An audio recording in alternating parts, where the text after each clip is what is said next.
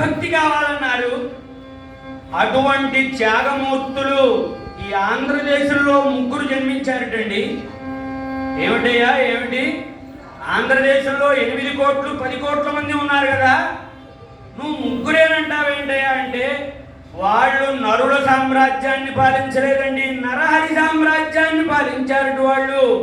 ఆ నరహరి సామ్రాజ్యాన్ని పాలించిన ముగ్గురు రాజులు ఎవరంటే, ఎన్నగా రాణి పుణ్యమునరించిన దేవుడు ఆంధ్రమాత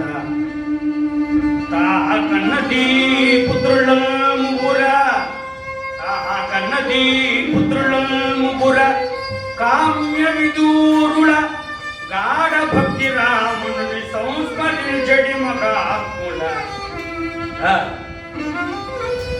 గాఢ భక్తి రాముని సంస్మరించడి మగాత్ముల పోతన త్యాగరాజ గోపాలనంగా పేరు గల భక్తుల సజ్జన వందనీయుడ కన్నది ఆంధ్రమాత.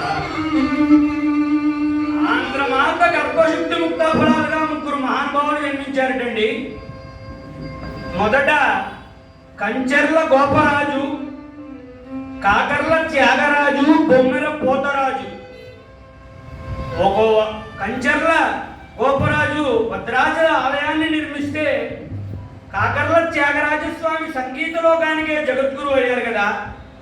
బొమ్మెర పోతరాజు ఆంధ్ర మహాభాగవతాన్ని తెలుగులోకి అనువదించిన మహోన్నతమైన వ్యక్తి బొమ్మెర పోతరాజు. అది నేలకొండపల్లి జిల్లా. మనం చెప్పుకోబోయే కథ కంచెర్ల గోపరాజు భక్త రామదాసు కథ చెప్పుకుందాం ఇవాళ.